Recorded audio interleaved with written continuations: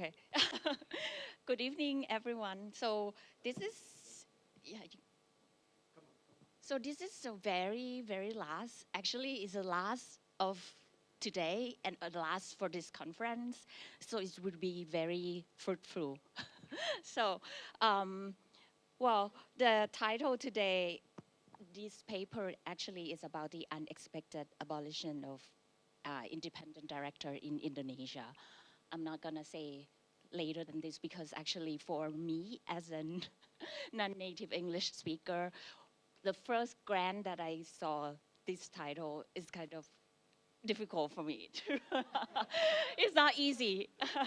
I try to figure it out, like to pronounce. Anyway, okay. This paper is really actually interesting because it's based on the empirical analysis of the development in the Indonesia corporate governance. So it will be presented by Royhan Akbar.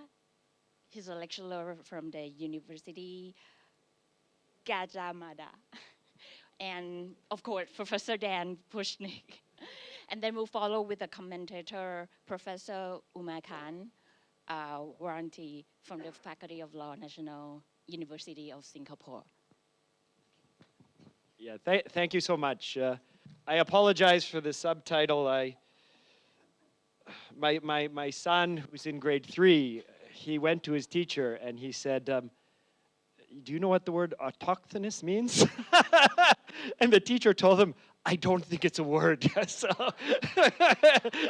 it's okay, yeah, it's okay. It's just a stupid way of saying local, indigenous, yeah? So the idea is the abolishment of independent directors rationally localized, rationally made local to the jurisdiction, or foolishly idiosyncratic, okay? And here is it's a relatively simple setup that I think we're all familiar with.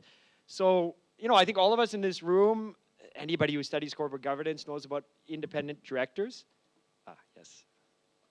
And, the history is straightforward, so I'm not going to spend a lot of time on it, right? The independent director started, it was a US idea in the 1970s. It took off in the United States relatively quickly after that. By the time you reach the 1990s, it's become sort of an entrenched part of US corporate governance, right? Moving on from the 1990s, right, you get this, this migration around the world. Now, how did this happen? We all know about corporate governance codes, and I have a paper with Lulu Land that was part of a book project I'll talk about in a second that many of you were involved in. And codes, I think when we did it, there was 87 codes, okay? So independent directors went everywhere through these codes. Some of them, it was interesting, the work I did with Lulu, we found out that in the early stage, they didn't even define independence at all in a lot of these codes. And then they tend to define it in ways that were not the way that the independent director was originally conceived in the United States. Okay, the original conception was to solve the agency problem in dispersed companies, right? The dispersed shareholder manager problem.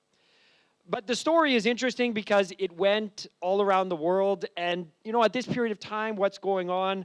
You have this spreading when the bubble had burst in Japan. Germany was reuniting. The US is this hegemonic power, right? And this US independent director, Anglo-American independent director is going everywhere. And that takes me to this next slide, which makes me smile because many people were involved in this project in this room. And what did we find? We found that after the Asian financial crisis, the old idea of Asian boards was that they're internal looking, insider driven. Okay, you have a lot of excellent top-cited literature which used to say that about Asian boards. What did we find in our book project, which many of you were involved in? We found, in fact, that after the Asian financial crisis, if you look everywhere in Asia, there was more strict rules for putting independent directors on your boards than even in all of continental Europe and in many places in the West. There was more independent directors showing up on boards in many Asian jurisdictions than you find not in the US or the UK, but that in many other jurisdictions around the world. And so Professor Kim and I said this, right, in a chapter that was a privilege to me to do together with him. We said, it is now indisputable that the independent director is a ubiquitous feature of corporate governance throughout Asia, and its rise appears to have no immediate end in sight. Yeah, never make predictions. So I felt so good about this prediction because it was so right, yeah. Because what happened after this, Japan, right? Japan at this time was the only jurisdiction when we wrote the book with no mandatory independent director at that time. Very quickly, Japan did make it mandatory.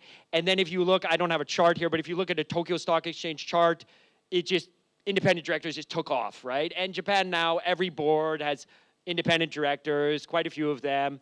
And then Taiwan was another outlier, so Andrew walked in at the perfect time, yeah. So Taiwan was the outlier, but Taiwan embraced independent directors. So our prediction was so right everywhere. And then I'm in Jakarta, and I bump into Royhan and Nathaniel, my other co-author.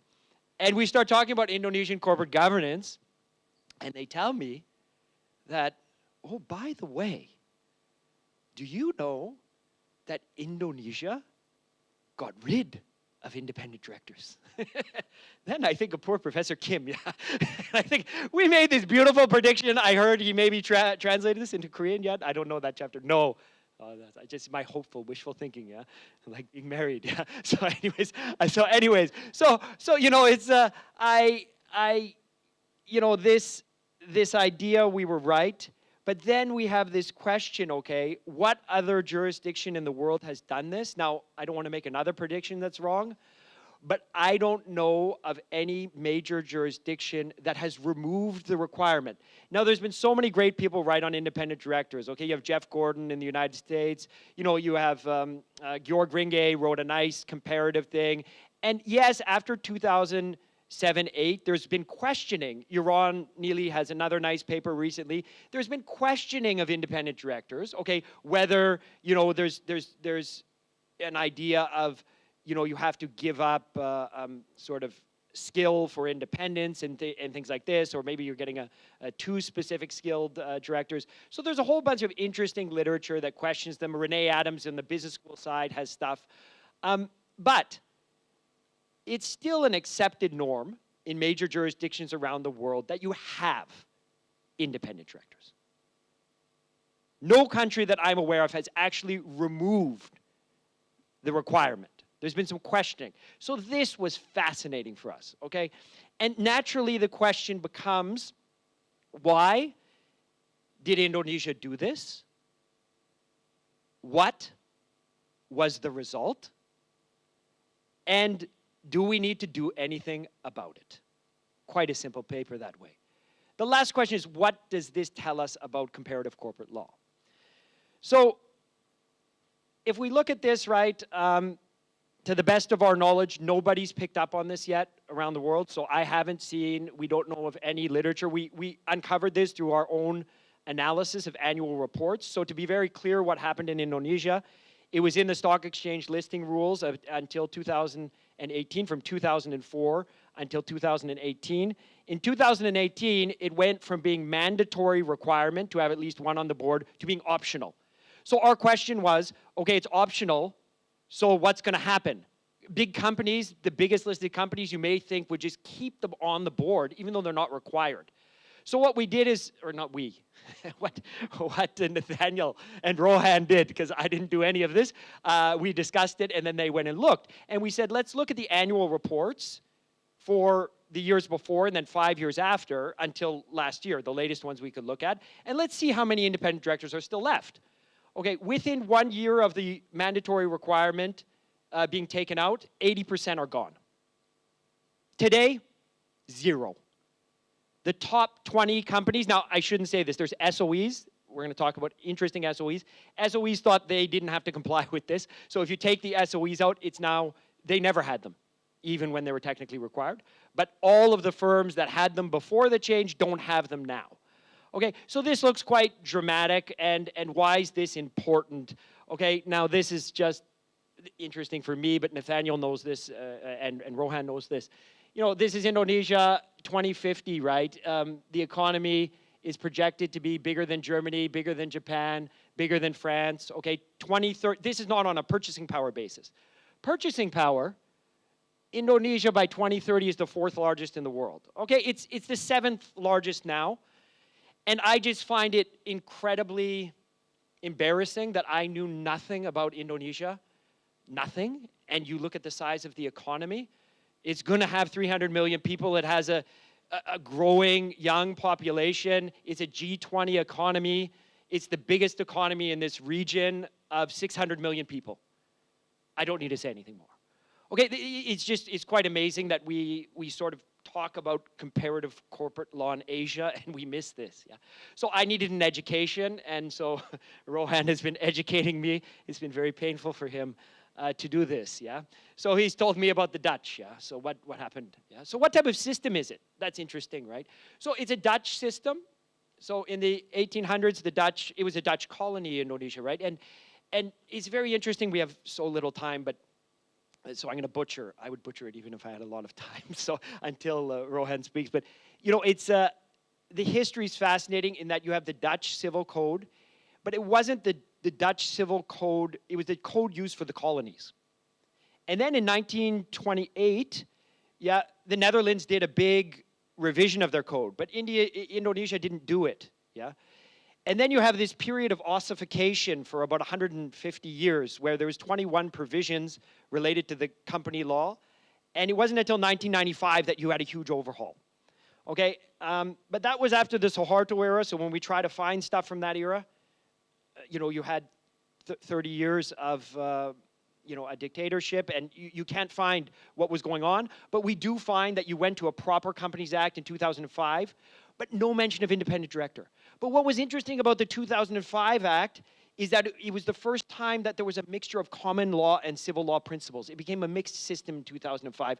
We've traced it back to some World Bank projects, okay, that went on before the amendment. You get things like veil piercing, okay, but what's critical for our project, and I'm going to run out of time, I don't want to steal too much of Royhan's time, it had a 2-tier board, okay, and the solution now, so to cut to the chase, the logic of getting rid of the independent director was we have a 2-tier board.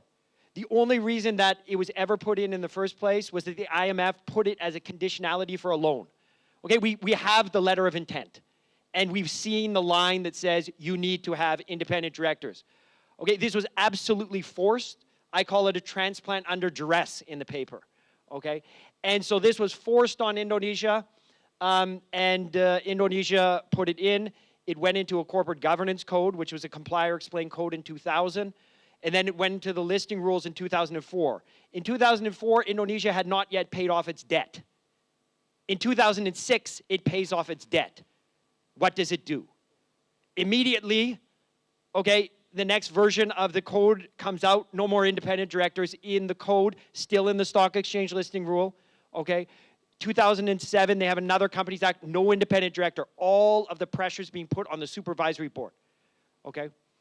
The supervisory board in Indonesia is not a German style. It's more a Chinese or Japanese style, Kansai Akuin statutory auditor, okay, in that they're both elected by the shareholders. The supervisory board does not have the unlimited selection and removal power that the German board has. So it's a lot weaker. I don't have time to go into it, but it's a lot weaker than the German board. So you're putting all the pressure. Now, signaling, I just have to say a little, 2 seconds about this. Some of you in the room will know I use this term halo signaling. Actually, I was delighted Charles Wang has now tested it empirically at Harvard Business School, and he's going to be coming out with a paper. It actually cites Gann as well, and other people have dealt with this signaling theory that shows that signaling actually works. Yeah, it actually, no change in voting behavior, brings in capital, okay? And this was an example of signaling, at least I thought, that the IMF, they wanted to reach out, but they also needed to comply with the IMF. But then what happened, yeah? So then you had a change of government. The new government comes in, and they say, at least the translation that that Royhan has provided and Nathaniel provided me in a speech, the IMF are loan sharks. Yeah. They are loan sharks. And you talk to people about this, I've been talking to people, and the IMF like destroyed all sorts of industries in Indonesia. Okay, now maybe they did it for a really purpose. I don't know. Maybe because creditors are always supposed to win. Who knows? But the idea was they were not happy with the IMF, and after speaking with people, I understand why. Okay, this was just a transplant under duress. So where are we now, and what does the paper look at? The paper looks at this idea that independent commissioners, not independent directors, those are all gone, on the supervisory board are now the linchpin of Indonesian corporate governance. So they need to have 30%, and we've done interviews, or they've done interviews with top 10, or not, many large listed companies and even mid-size. They've interviewed these independent commissioners. We've also looked at political connections that they have, because now that the whole weight of the world is resting on these independent commissioners, the natural question is, are they going to deliver? And if they aren't, what should we do about it? And for that, we hand over the mic to the true expert, Royhan. Thank you. Thanks, Dan. So first off, I'd like to apologize and please excuse my sandals outfit. So I heard that you've been talking about it. So yeah, to make it quick, so as Dan said, we did an empirical study. We did interviews at least 10 independent commissioners from various industries and various backgrounds. They are, among other things, the politically connected persons and then high-ranked government officials, also the military veterans and police officers. So I think we are quite confident, Eden, with this interview. So we've discovered that there are problems with the heavy reliance on the BOC for independence and good corporate governments, at least for 3 reasons. So we discovered it through literature study and from our empirical evidence. The first one is that the BOC in Indonesia has limited legal authority by rule. So by written rule, it has only limited legal authority. And even in practice, it was only granted by the other organs limited power.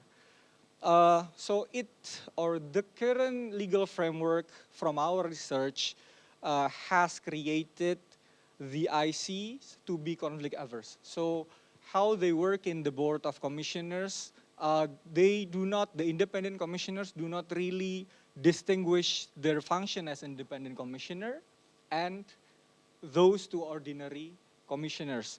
So this is because unlike the BOD, who would be designated by rule a specific authority like CEO for the day-to-day operation, CFO would be dealing with financial matters. But BOC, they cannot act individually. So because of this, they have to work collectively, and this creates culture that the independent commissioners and the ordinary commissioners are working together and no distinctive functions. And it is worsened by the traditional doctrine of the fiduciary duties under Indonesian law, which I think it's similar in other jurisdictions as well, where the fiduciary duties is to the company. So essentially, they think that even the ordinary commissioners are also independent by rule. So why bother make a distinctions?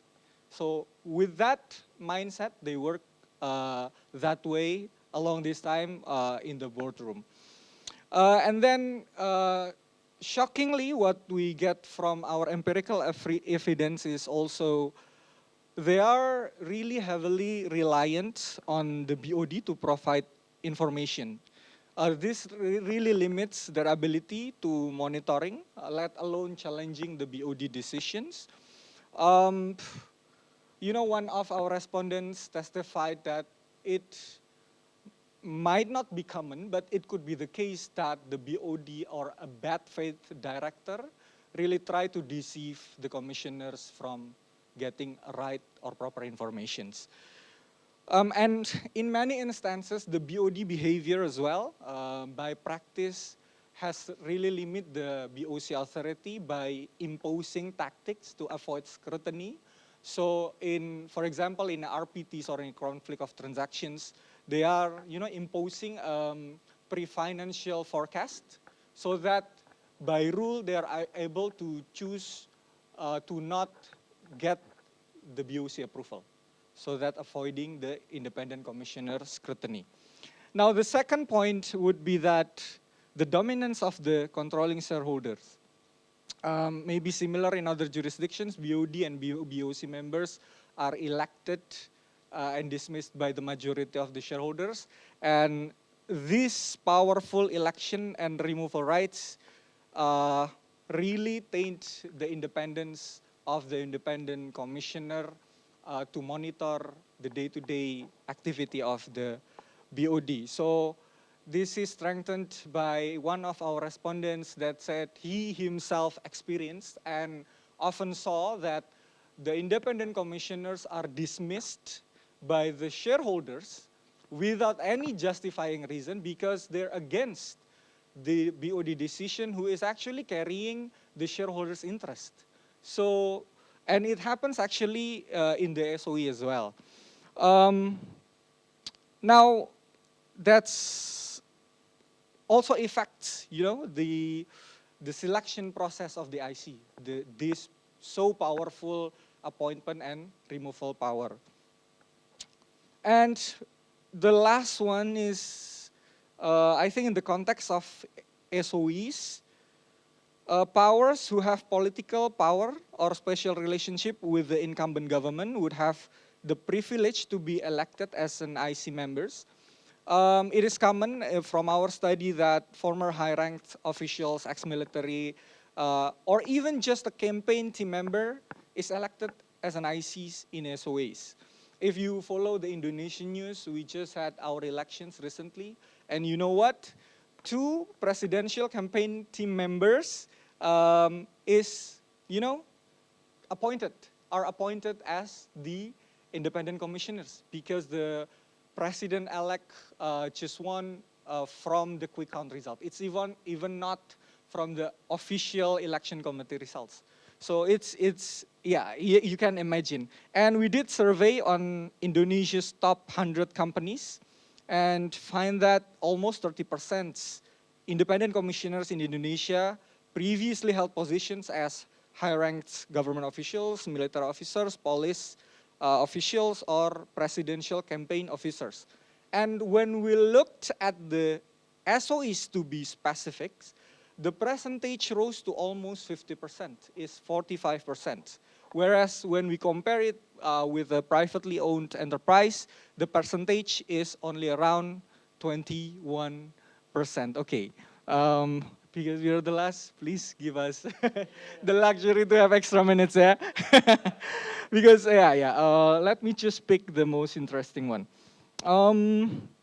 So there are among the points that I would say about, this one, maybe, we talk about one of the commissioners in an SOE, and I think we found a very fascinating findings whereby even a careful and diligent commissioner are facing of criminal charge by corrupt practice. Because there is this, ambiguity in the BGR application, business judgment application, as well as the provisions on separation of assets. There is, now in Indonesia, there is still contention whether the SOE's assets is the state's assets. And if it's translated that way, the SOE's losses would extend to the state's losses. And that's why now in Indonesia there has been, maybe not many, but few cases are litigated under criminal charges by corruptive practice. So we are also found that this, political interferences and the and clarity under our SOE regulations also taint the independence of independent commissioner. Okay, maybe just 10 seconds for this. Now, what to do, right? So maybe from this opportunity, I talked to Dan as well. So maybe this is a good opportunity to share or to get to know your perspective on how to deal with this, learning from your own jurisdiction. So we came up with this at least 3 alternatives. First one is election by minority shareholders for the independent commissioners. But we got a technical problems in Indonesia because calling out an independent shareholders are really hard given the geographical landscape and the passive behavior of the minority shareholders. It's really hard. Mostly they failed. The public companies failed to hold to get just majority of minority shareholders. And then maybe the second alternative would be more feasible from our perspective.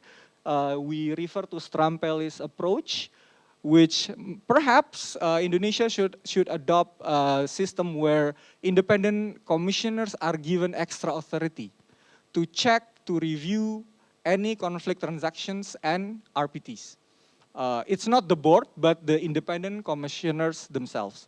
And lastly, maybe it's quite controversial idea, yeah. So we think, oh, maybe given this huge political interferences, and even this extends to the criminal issue.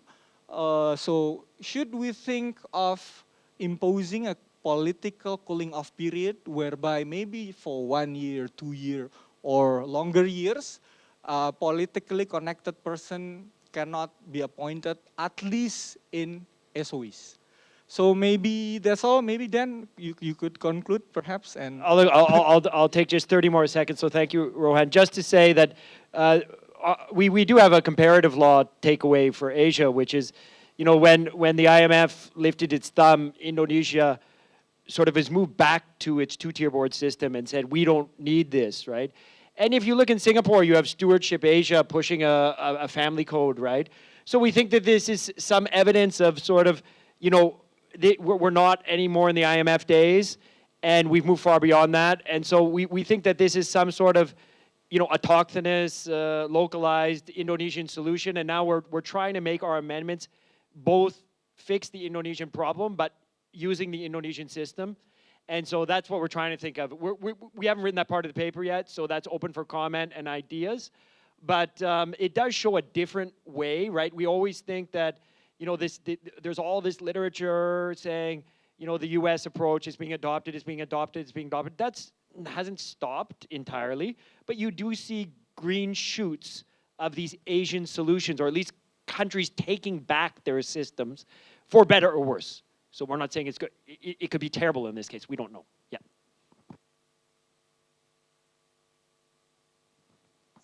So I'll let Professor Umakanth.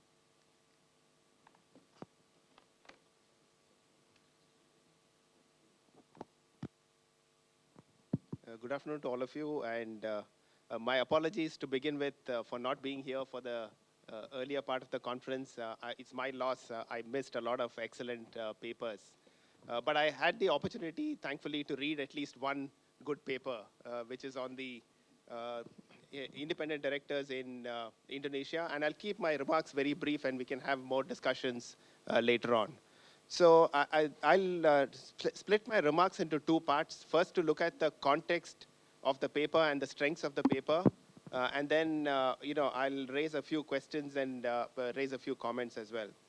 So the good thing about the paper, and I think in any paper, the good thing is to see how interesting the research question is. And I don't need to talk about that because both all three, Nathaniel, Dan, and Royhan, have identified the importance of this paper because it's a unique setting for studying something, because no other place in the world, as far as we know, has actually removed independent directors after this move to introduce independent directors throughout. So I think the context and the setting of the paper is really unique, and I think they're making the best use of that. And what we see, the development in Indonesia is also interesting from a comparative corporate governance perspective, because if we look at the scholarship as well as the movement in the late 1990s and the 2000s, we all saw this transplant from Western markets, Anglo-American jurisdictions to Asia.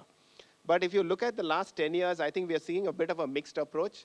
There's a little bit of transplant that's still going on, but a lot of countries and jurisdictions are moving so-called autochthonous, thinking of problems within. I think there's a lot of scholarship that's already critiqued the transplant, and I think that's kind of beaten to death.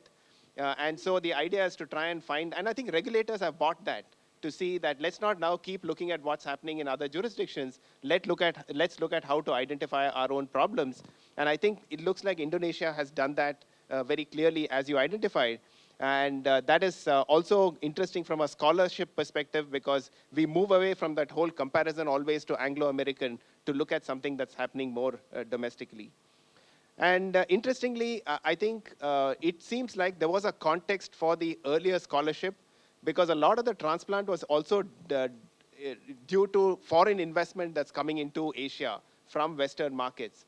And now I think things are a little different, because the flows, the investment flows are both ways.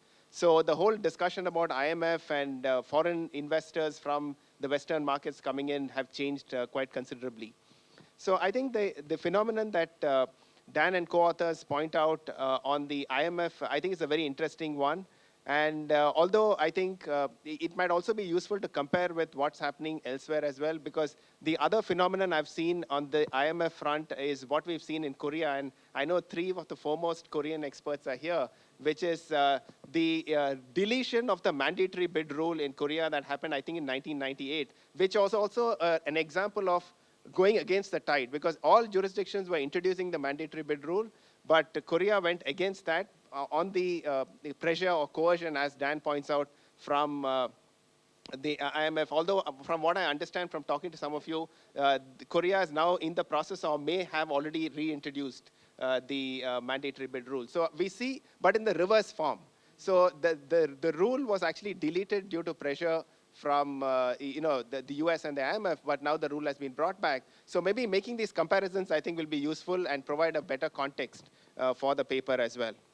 But overall, I think the paper is really a great one. It lays down the foundation for analysis of independent directors in Indonesia. And I think the unique part of the paper is, at least from my perspective, not much has been said about Indonesian corporate governance as a whole.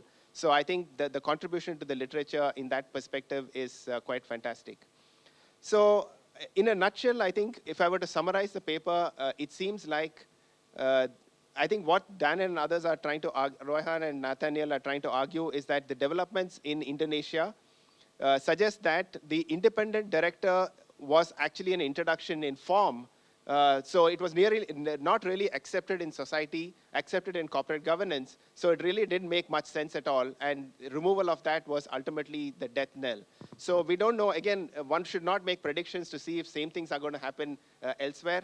But I think that's really the main takeaway, that independent director is mainly a matter of form, is what I take away from this paper. A few comments and questions for all of you. I think it's one of the things which I found would be interesting in fleshing out. I have about 3 or 4 points to flesh out the paper. I think it would be useful to see, especially because not much has been written about Indonesia, to see how exactly Indonesian boards work in practice, how Indonesian corporate governance work in practice, and precisely in that regard, the intersection between the independent commissioners as they currently exist and the independent directors as they existed before 2018. So what did independent directors contribute? What was their role? I think that fleshing that out becomes quite important. And that practice would help. And methodologically, I think you've done a very interesting job of interviewing independent commissioners. But I think because the research question relates to independent directors who no longer exist, I think it might even be useful to interview erstwhile independent directors to see what they thought about their role, because they are the ones who've been abolished. So, to what extent have they been, interviewed, and what do they have to say in addition to independent commissioners. So I think the interviews is great, but expanding the universe, you may have already done that, but to the extent clarifying that in the paper would be great as well. So my main question, and I think that leads to the whole argument that all of you have made, is to me, it seems like the removal or abolition of the independent directors is kind of a seismic event in Indonesia, which made a significant lot of change. But I think the one pushback that I would like to assert and hear your thoughts on is the rule in 2018 said Indonesian companies, listed companies, need to have one independent director. So does one independent director really make a difference?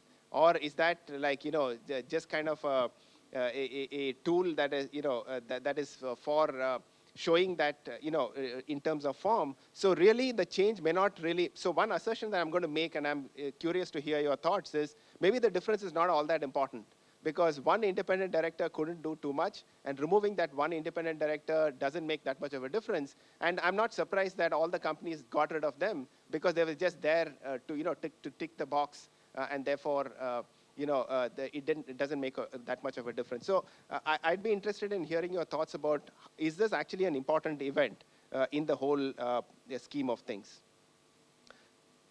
The other main point I have is relating to your normative analysis. So the legal question in your paper is, what was the reason for the abolition of the independent directors? But a lot of the normative analysis is about beefing up the independent commissioners, right? So it seems like you ask a particular question, but you give an answer on something else. Whereas I think it might be useful to also think about, in addition to independent commissioner, was there anything that could have been done better in terms of the independent directors? Because the question largely relates to independent directors and not commissioners, although I do understand that they work as a whole system, but it might be useful to tie those two things together.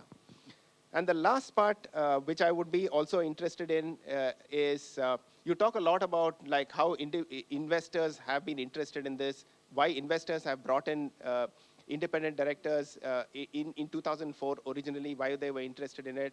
You talk about majority or minority voting, but can we also know a little bit more about who these investors are? Are they more institutional investors, retail investors? Are they domestic? Are they foreign? Because if we are going to give an important role to them, both in terms of why corporate governance norms improved in Indonesia, or how they're going to make a difference in your proposals, I think fleshing that out will also be quite important. But overall, I think it's a great paper, and as Dan pointed out in his last 30 seconds, understanding this will have wider corporate governance implications, not just for Indonesia, but about how we understand corporate governance in the rest of Asia. And I think there's a lot out there for us to learn, and I'll stop with that. Thanks for the paper and for the opportunity to present. Thank you very much, Professor Umakanth. Oh, there's many people waiting for questions. Maybe we just briefly respond to Umakanth. Yeah. Just because the comments are, as expected, so good. Yeah. Yes. Okay. Maybe I'll start if you wanna add anything. Then okay.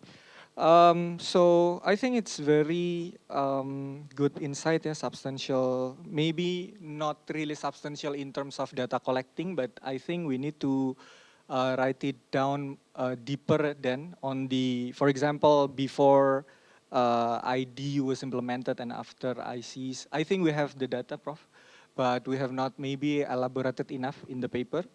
And then does ID make difference? The interesting point on this is that it's from our interviews, even with the previous IDs who is currently serving as independent commissioners, they said, and this is confirmed by the IDX, the reason of abolishing this IDs are because they experienced that having independent person in the board of director would, interfere the management's flexibility. So there sometimes happen the dualism of policy and then conflicting views among the boards, so that the company cannot move flexibly. So that's one of the information that we get. But maybe it's a good point that we need to explore further on what is actually in practice this ID's impact to the board of the director. And maybe last thing, who is the investors? Most of them are retail, public. So when I said there is technical issues, I actually wanted to elaborate more, but the time is running out. So there are retail investors who are even really hard to find the whereabouts. Given the geographical landscape of Indonesia, it's archipelago country consisting of 17,000 more islands. So the shareholders are everywhere, and when the financial advisor try to locate them, let alone to make them vote, just to find them, it's very difficult, you know?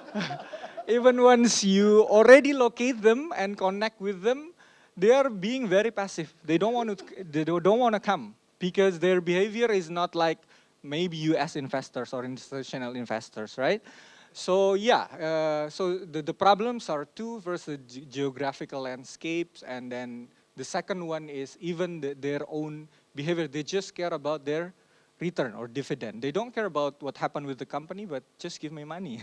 That's their mindset.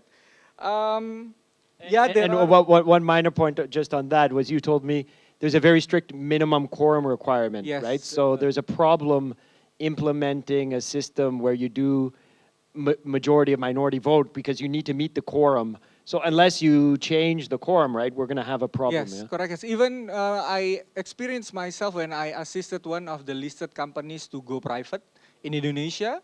They need to call out for the independent shareholders 4 times. 3 times they failed because they cannot meet the quorum. So yeah, that's the challenge, and it's really the public companies tend to avoid this route. So yeah, there are institutional investors, but I think they just follow the culture of the retail investors. They're not really active in doing activism. In Indonesia, I saw some examples where they just sending letter of claims, protests, but not really taken actions. It's different with the investors in the US, for example, or as I heard from this forum, the Japanese investor and Chinese investor as well. So that's, I think, from me then. You want to add something? I don't have much to add because I'm interested to get questions. Just to thank Umakanth, and of course, everything you say is going to add to the richness of the paper. I do think we need to do more to describe the independent director. So I think that's an excellent point, right? That we have that information. In fact, they did interview one, but maybe we'll get more because we interviewed a lot of independent commissioner, but only one independent director because they're gone now. But to go back in the X ones, right? So I think that's something we could do, and I think a bit more of a description on that part would be like what were they doing? My general sense is that they weren't doing that much. So if you say, is this a big change? Like, I think it's like, wow, they're all gone. So that's big for like academics. But then when you start learning about how it was actually working on the ground, that's why they're gone, because it was not that significant to begin with. So your intuition is 100% correct, right? I think we should spell that out as much as we can in the paper. So I don't think, I think it was always relying on this independent commissioner. But the question is, that's why it says foolishly idiosyncratic, right? Is this saying we're taking away one more lever to now rely on two? It wasn't working, but we could have fixed it. Maybe it's your thing, and maybe we should go into that. But now that's gone. The independent commissioners, as far as I can see, were also not always working at all that well. All these political connections and staffed with. Maybe I'll say this from the outside, not my co-authors, but sort of, there's issues, of course, with corruption, right? A lot of corruption issues, and the people we find from top positions, which is why our cooling off period. It's dramatic. That's our own idea. The other was taken from Bebchuk and Strampelli, and is well known, this minority voting. But this political cooling off, it infects the whole system, as far as I can see from our empirical evidence. And why not right? Like you have this problems with corruption. Even Indonesia is trying so hard to solve this. There's a commission trying to do this, but if it's not working, you need to do something, right? And so this is the cooling off period. Okay, sorry, I have to interrupt. We don't have much time left. So I will open the floor for questions. Yes. I've got the mic, so I'm just going to start.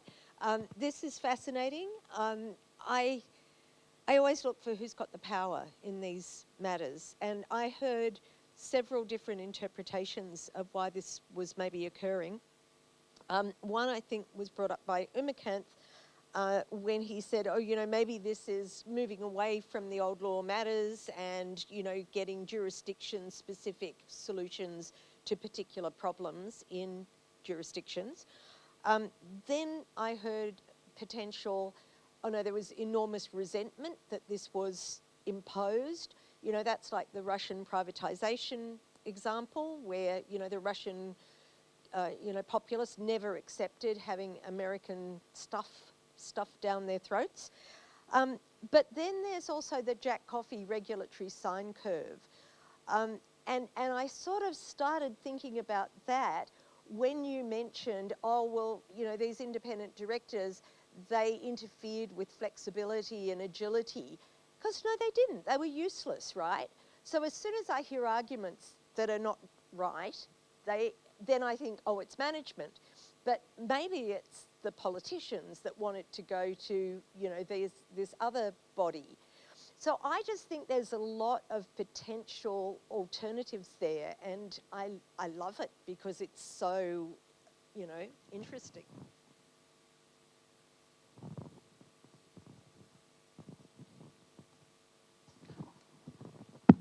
I have a complaint to Dan. Don't call Japanese board with kansayaku two-tier board. It's a double board. No, it is substantially more correctly the one-tier board with compliance audit committee. So it's always misleading or, you know, misunderstood by the foreign observer. Japanese board is two-tier board. Yeah, anyway. So my Just to respond directly to that point, because we talked a lot about this. Yeah, we played with the idea and we may change it in the paper. If you use two-tier, people think of the German board. So in our book, we discussed this. We use double board because they're both elected by the shareholders. I get your point. Okay, the Indonesian one, the point is they don't have the ultimate power to select and remove. They're elected by the shareholders. So I get your point, and that will be clear in the paper. Yeah. My short question. Don't worry, short question. Is there any event study on this corporate law reform? That if not, I would suggest that to my co-author economist to do that. It should be the wonderful opportunity for the economists to do the event study. If nobody did that, it's surprising to me. Yeah, anyway. If you want to lend your empirical work, yeah. We pay minimum wage. Probably next year I will present that event. Actually, Singapore has no minimum wage, so it'll be less than minimum wage. Thank you. Let the professor first, and then I'll move to. Okay. Thank you. I'm not going to complain about kansayaku. Instead, I want to ask what was the situation before the mandatory regulation for independent directors? Because I'm asking this because I want to know whether Indonesia is going back to the past history or making different thing, making different future. Different from the IMF period or the period before the IDs. So, and I think the latter seems to be plausible. So, this is why I want to know the situation before the mandatory regulation.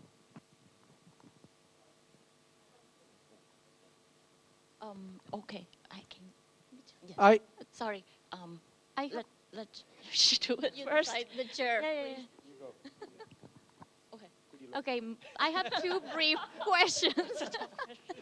Maybe we can collect them and then you can address everything at the same time. So one is, on the methodology side, I was wondering if you have first an intuition of what is happening and what is going to happen with the financial performance of companies in Indonesia after this reform. And on the methodology perspective, maybe you could think about a future paper on a difference in difference type of a study to compare these companies with a control group to measure the impact of this particular reform. That would be a very interesting paper. And that's more of a comment and with a question of your intuition on this reform in terms of the impact in financial performance. And my other question was, how does this change align with your narrative then of your other paper on not need for Asia to be woke in the context of corporate law?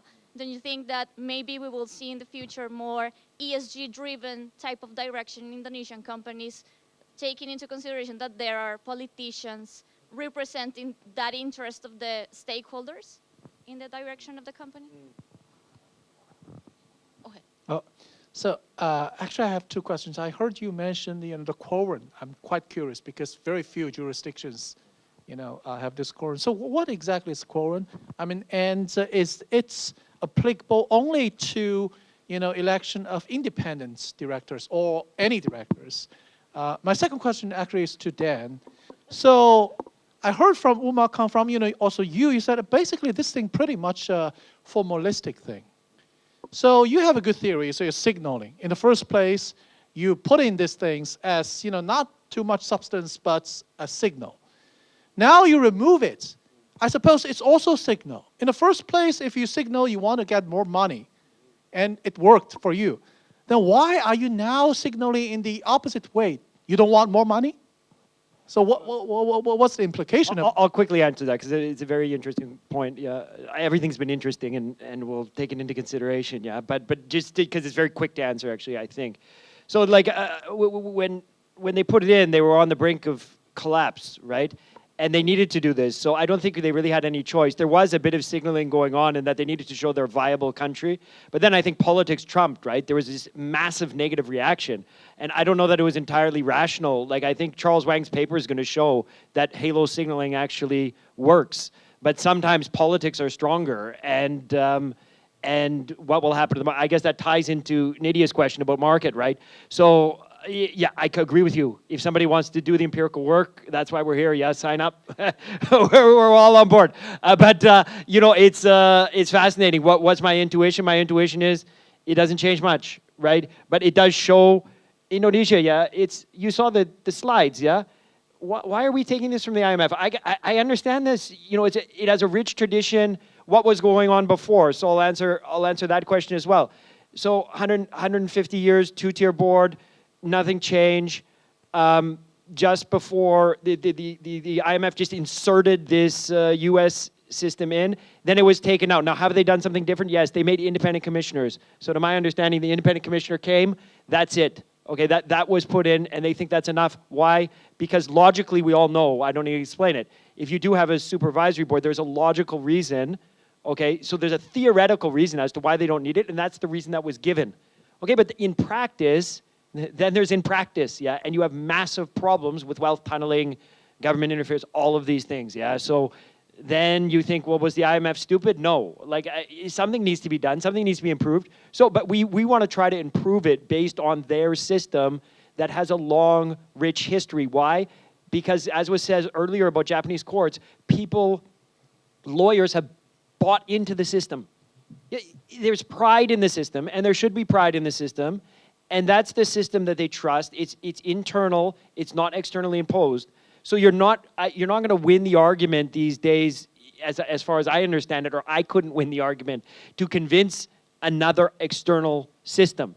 So if that's the political reality, then you have to work with what's on the ground, and that's what we're trying to figure out with these measures, right? That you work with what the people trust. If it comes from the outside, it will be rejected, and quite frankly, it should be rejected. We're not dealing. We're dealing with close to 300 million people with a long history and tradition. So I respect that. Yeah, and I think that's where we need to bring to bear the understanding and all the scholarship. Yes, we look at that and then try to build that from the ground up. Okay. One last question, 1 minute question. Okay, very quick. I You only think have Roy. 30 seconds. Okay, okay, very quick. Okay, 10 seconds. Roy, I just mentioned the independent director makes things complicated. You know, like different like conflict on the board. It sounds to me that means independent director worked, right? Because if they always listen to the management, there will be no conflict, right? It will be very simple. So I'm a bit confused here. Can you just explain to me, you know, whether this one abolished because it's not useful at all, or it's just too effective? So you're too smart, yeah. so my intuition is that they say it was that it's getting in the way of business. What's the business it's getting in the way of? But you can figure that out, yeah. So I don't think it was effective, but I think the refrain is there was two arguments that they uncovered in the rationale that was given.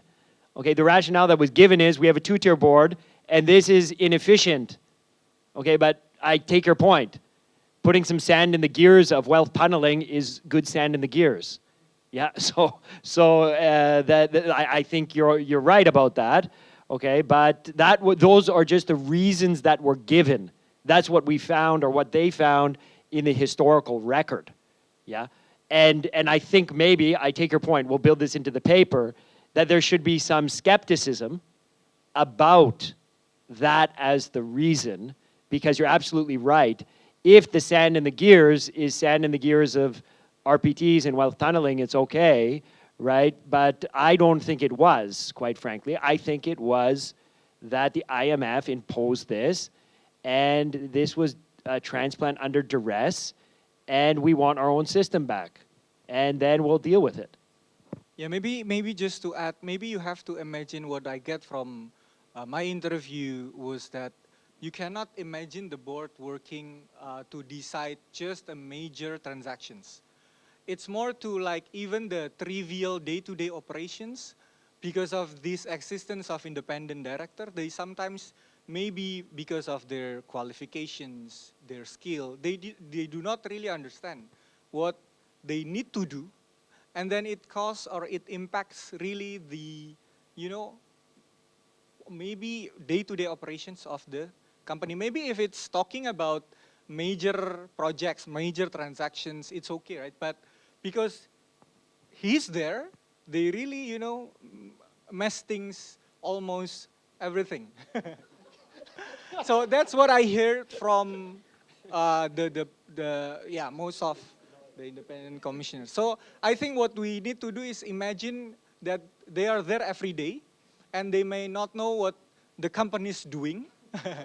And it's not all about RPTs, conflict transactions, but the management needs to do even the trivial things, which they be in hurdles, right? So to speak, yeah. Thank you very much. There are a lot of questions. We don't need to respond one by one. I think we don't need to respond, but we can. Everybody will be here and never right? get home back to their home country, I think. more than 5 questions. So just to reiterate the thanks, to Royhan, especially with his foot.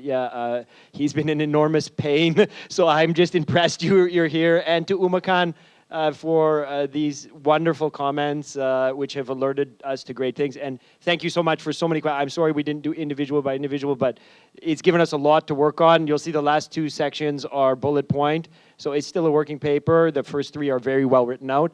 But there's a lot that's going to come out of this. So we were very grateful. Thank you very much.